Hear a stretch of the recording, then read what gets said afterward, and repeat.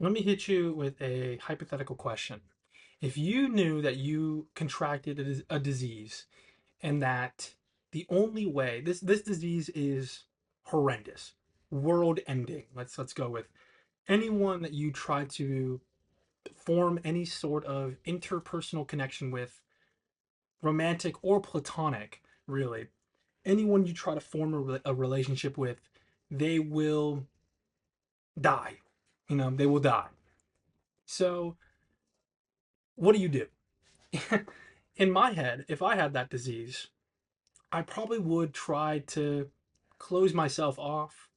I may limit my interactions, and I especially would try to not get into a relationship as much as it does suck that I wouldn't be able to experience that. As much as a human can desire and yearn, I must understand that I have a disease that will kill them if I try to have any sort of relationship with them. So I feel that in that sense, there's a little bit of nobility, a little bit of responsibility on my part, on the disease holder's part, right? To restrain yourself. If you have the knowledge that what condition you have will inherently, for this instance, will kill people if you try to form relationships with them, you have an obligation to just not do that, because you know what happens if you do. Currently, I'm feeling mixed emotions right now. Have a couple ladies lined up who have piqued their interest with me. Um, I've reciprocated some emotions, some conversations with one of them, and as much as I want to pursue that further, I understand that I have borderline personality disorder. That was the whole metaphor at the top of this video. I know that what I have will inherently just ruin whatever we would have.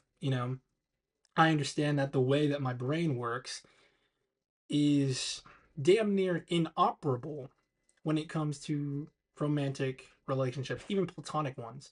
All of the friendships I have right now were built from an early age when it wasn't as detectable, when it wasn't as apparent that I have this, and that I struggle with it. What I do understand right now, through vigorous research, which is looking it up on Google and seeing the first Reddit result, is that people with BPD are not only like they not only do we struggle in relationships, but it's also just hard to love us from the partner's perspective. There's just too much going on. There's too much flip flopping in moods, in emotions, in characteristics. It's overwhelming, and it's not fun. It's not fun to deal with. As someone who lives with this, I know it's not fun to deal with. And I see that in some essence, that it is my responsibility to not spread that outward, to not make people have to deal with me, if that makes sense. As much as I would love to pursue what I have, you know what I mean? It sucks. It sucks. Because I know what will happen. I know what will happen. I will eventually wear them down based off my horrible personality. And as much as I may try, at the end of the day, my brain is my brain, and it will subconsciously do what it needs to do in order to fuck over what I'm trying to have. And that sucks. I feel like it is my responsibility to close myself off from the world in that sense, in the sense of forming interpersonal relationships, because I know what will happen. I know that I will just ruin it. At the end of the day, my brain, my brain just won't allow it to be. It won't allow it to just exist. It will be fucking disordered. You know what? It'll be horrible. It'll be depressing. It'll be anxiety induced. It'll be a horrible thing that I will have to deal with, and that they will have to deal with as well from being my partner, you know? And I don't want to inflict that kind of emotional baggage onto anyone else, you know?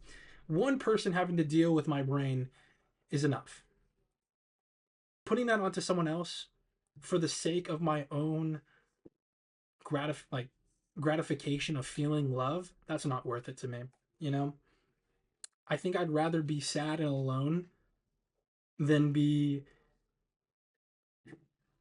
in love with someone and actively ruining their life because of my disorder, you know? And as much as that sounds sad, and this is a very sad topic, I've come to terms with that like a good deal of time ago. So I've been trying to not warm up to the idea of kind of just being my own person, but trying to find positives in it, you know? I get to spend a lot more time with my cats. I get to spend a lot more time on the game and editing videos. You know what I mean? Like I don't have to come home every day and like oh we're gonna FaceTime now. Oh, and then we're gonna fall asleep on FaceTime. Oh, and my phone's overheating. Oh, and I ended the call, so it sounds like my phone died or something. I don't know. It's it's one of those things you can say out loud, and in your head as you're saying it, it sounds fine.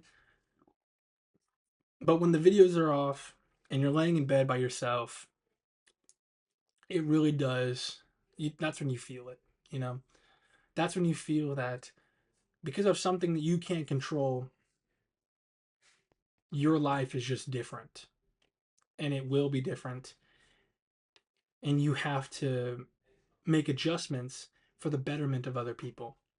I could be selfish and try and get with a lot of women and try to find love.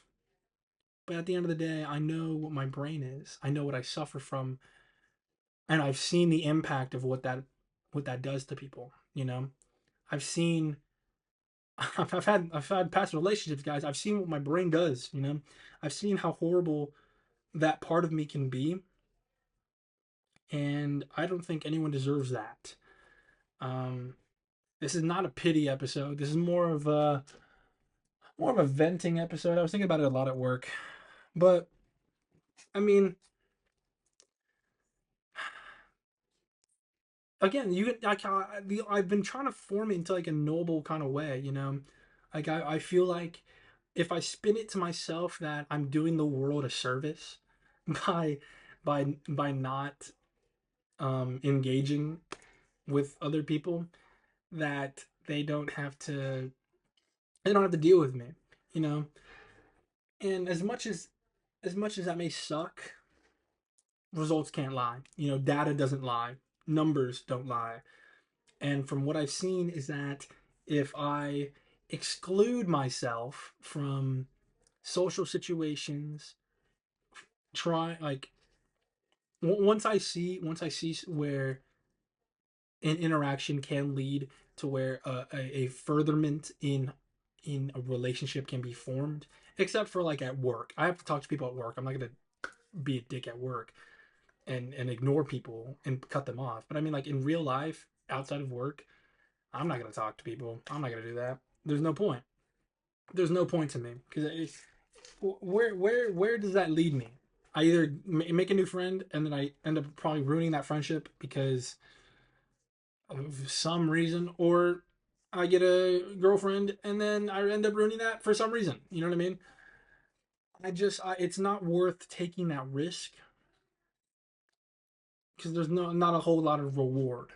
It's a very like medium reward, high risk situation that I would just rather avoid because it's not worth it to me.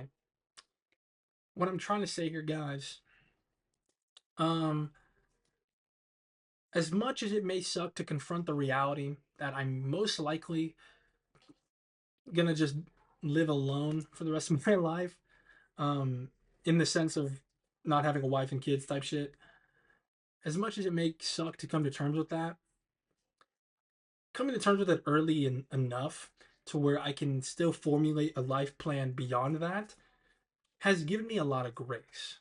It's given me the opportunity to understand that there is more to life than trying to find someone to walk through it with. What I'm trying to say here is that yes, my life is different, but that doesn't mean it has to suck.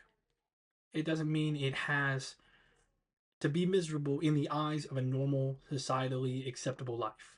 I can forge my own path. I can live my own life where I find my own meaning through it.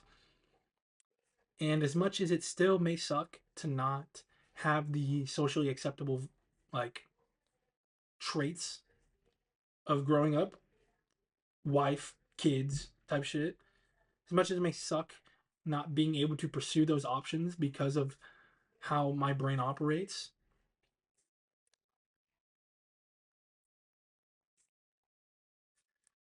tough shit. Tough shit. Just got to keep moving forward, figure out something else.